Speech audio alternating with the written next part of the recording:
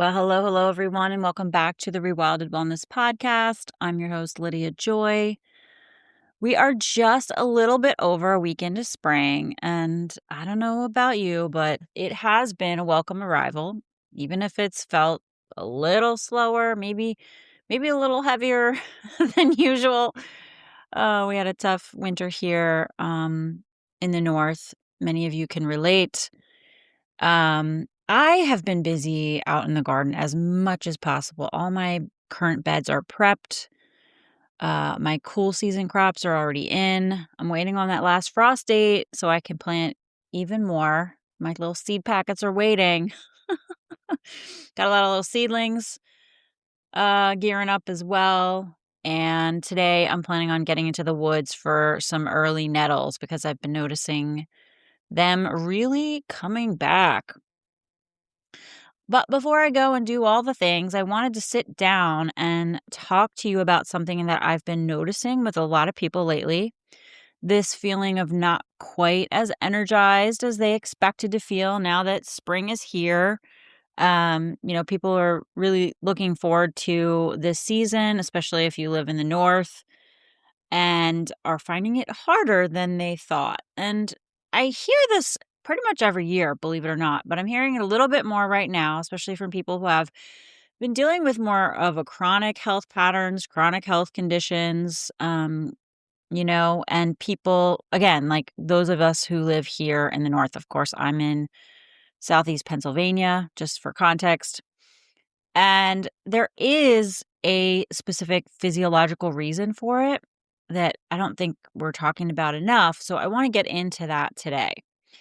If you're new here, welcome to Rewilded Wellness. This is a space where I'm looking to the natural world to help us all reconnect with it and even understand our human biology more in light of nature's ways, right? So if you haven't listened to my episode on what rewilded wellness actually is and how the body heals itself, I'm going to link that in the show notes for you. Definitely go back and check it out. It was a good one to kind of set the premise of what this podcast is all about. Okay. So let's talk about what's actually happening in your body right now as we move into spring, because it's more interesting and specific than people realize. So all winter long, our bodies have been in what I think of as like a lower throughput state, right? It's not bad or anything like that. It's just slower. The body changes because we have less light, so less cellular activity, more conservation, right? So we adapt to that change, right? So the body has to kind of like, I don't know, tighten things up a little bit, right? Lower demand, lower turnover, lower output, right? Intelligent, right? You look at the ground, right? Like I just talked about how my gardens are started, but they're not quite awake yet. That's just our bodies honoring the season. Then spring shows up, we get more light. Right now I think we have a good 12-hour window from sunrise to sunset. And the light's going to keep increasing until the summer solstice, right? So more light is not just about, okay, my mood feels better now, right? We all know that. Like every client I'm talking to, like, oh my gosh, thank God for the sun. My mood definitely feels a lot better. The light helps with cellular signaling. So when the light increases, it's going to send signals to your body to increase mitochondrial activity, to increase your thyroid function at the tissue level, increase dopamine and overall nervous system activation, and even move fluid differently.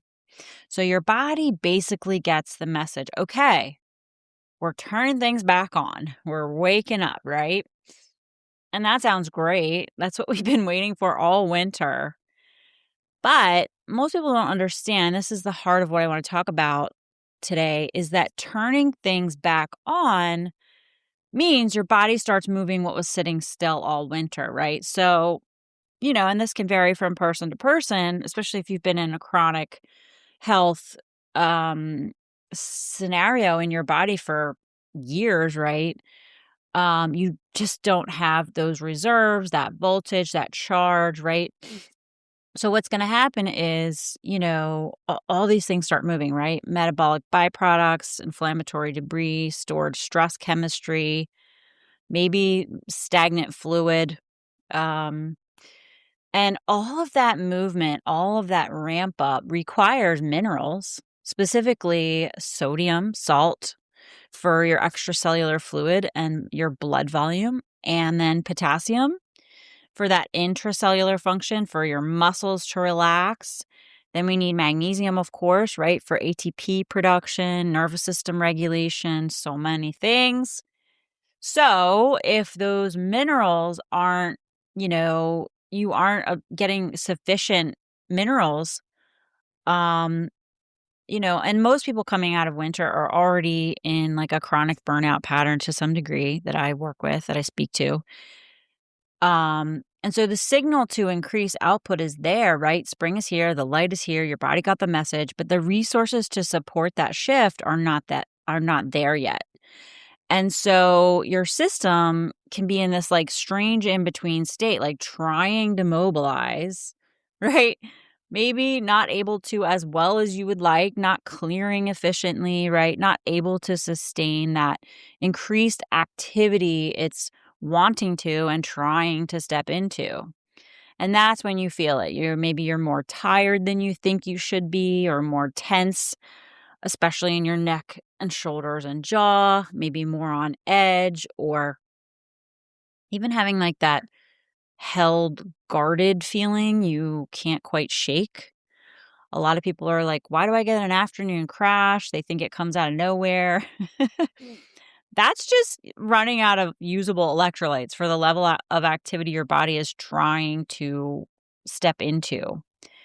So instead of like this smooth, energizing spring activation, you get activation, but instability and then compensation, which can show up as fatigue and tightness. And many people are like having this frustrating feeling of like, well, why do I feel not as good as I want? Like maybe they think they feel worse, right? When they think, okay, well, it's spring, I'm supposed to be feeling better.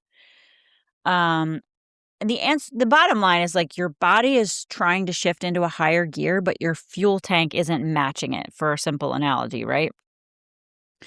A lot of people are talking about being stiff and tight, right? I'm hearing this one a lot too. And so when potassium is low relative to what your body needs, muscles don't relax cleanly. They just turn on and off the way they're supposed, or they don't turn on and off the way they're supposed to. And they kind of stay in this partial contraction that doesn't like fully release. So it's like this tight, I don't know, held, almost buffered feeling can be in your neck, your jaw, your diaphragm, your shoulders, your hips, all those spots that everyone gets so tight in. Um, and it's not that you suddenly became more tense. Okay. It's that the increased metabolic demand of spring is exposing some gaps, particularly I'm thinking potassium, right? And it wasn't as obvious when your system was running in that slower winter mode because the demand wasn't high enough to make it visible. Now it is. All right. Most people in the north feel so much better in the summer. This is everyone's tells me like, oh, I feel so much better in the summer. I feel my best in the summer. And I want to offer a little bit of a different way to think about that. It's not just the weather, okay? It's that summer naturally supports the mineral and metabolic conditions your body actually thrives in, right? We know that more light means more energy, more ATP, more time outside. Hopefully, people are going outside more. Means a better circadian rhythm, right? Maybe more local foods, more food variety, more fluids, more minerals coming in naturally without thinking about it as much. So it's the same body, it's just a different environment and a higher capacity match to higher demand. That's the piece. So when capacity matches demand, you feel good. But when demand outpaces capacity, you struggle. So if you are a northern climate person, many of my listeners and clients are, this transition tends to hit harder for a really simple reason, because the contrast is just much bigger, right? A darker winter means a lower baseline. A brighter spring means a sharper metabolic shift. So the gap between where your body was in winter and what spring is now asking is just a bit wider, right? It's very physiological. We just have all this adapting that we've done, right? And we are just recalibrating. So allergies, I want to talk a little bit about that.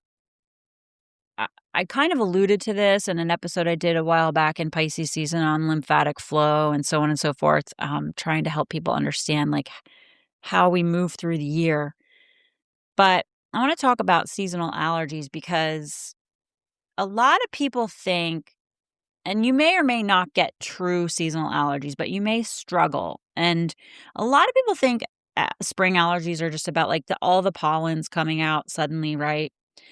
And pollen certainly can be a trigger.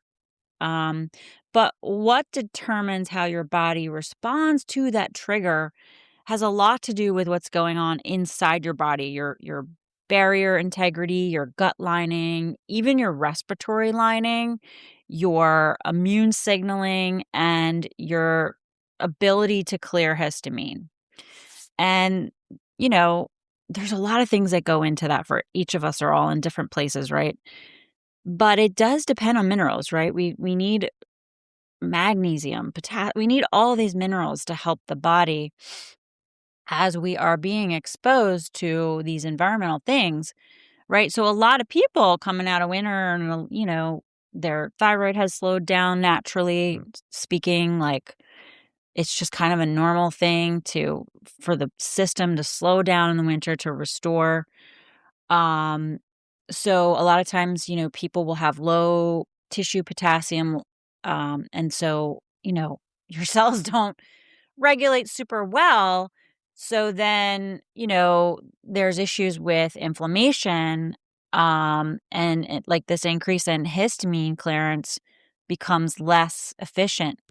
So a lot of people are entering spring already undermineralized, um, leaky gut, gut barrier issues, inflammation in their gut. I've talked about this in the last bunch of episodes about all the layers of our gut terrain, right? And so we enter spring, we're undermineralized, we have some imbalances in our gut. The demand increases because of the exposures in nature. And so then the system, you know, each person's system becomes a little more reactive in that state, right? So it's not that there's just more pollen.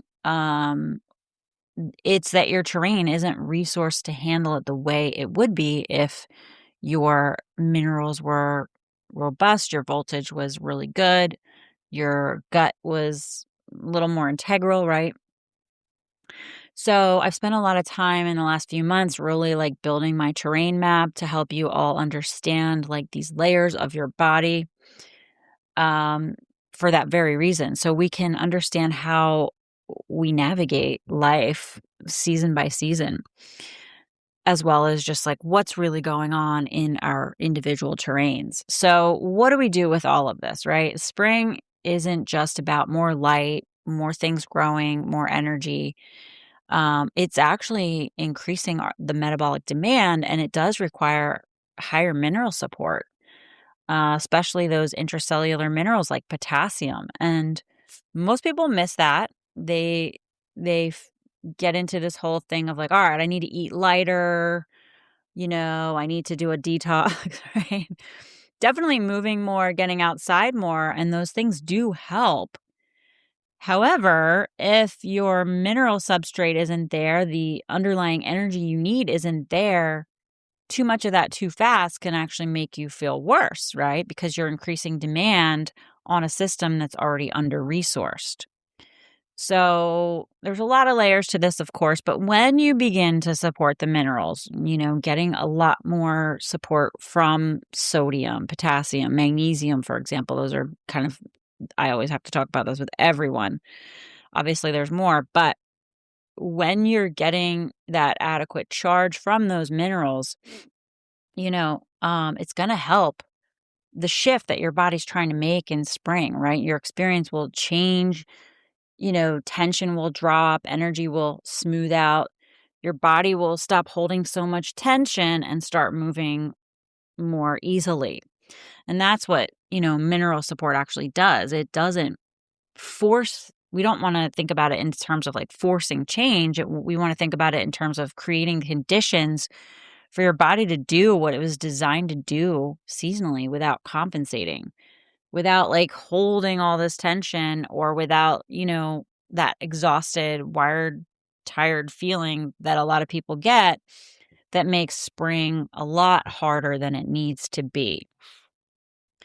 So, if you're feeling the spring transition in your body right now, and maybe you've felt it for many years, maybe you've loved the spring but dread the spring because you're worried about seasonal allergies or fatigue, like a lot of times people might not get allergic reactive sneezing and all that stuff, but they may find themselves feeling very tired because they can't process, you know, um, all the variables that are changing in the spring, you know?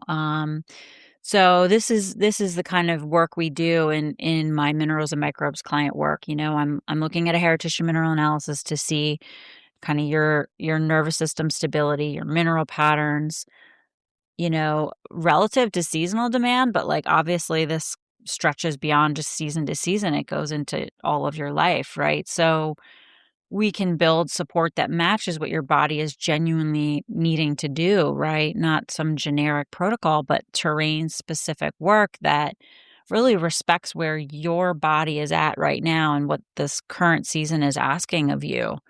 And of course, we go into the gut terrain as well in much more depth to match where your body is at. So I'm onboarding new clients for April. I have some space. If you've been considering working together, definitely head over, check out the link, read it thoroughly. If you have questions, you're welcome to email me. The link's in the show notes. I look forward to supporting those who are really ready to delve in. And if you're out there foraging nettles this weekend, I'll be right there with you. I'll be talking about that soon on the podcast again a little bit. I appreciate you all being here. Stay wild, stay well, and I'll talk to you soon.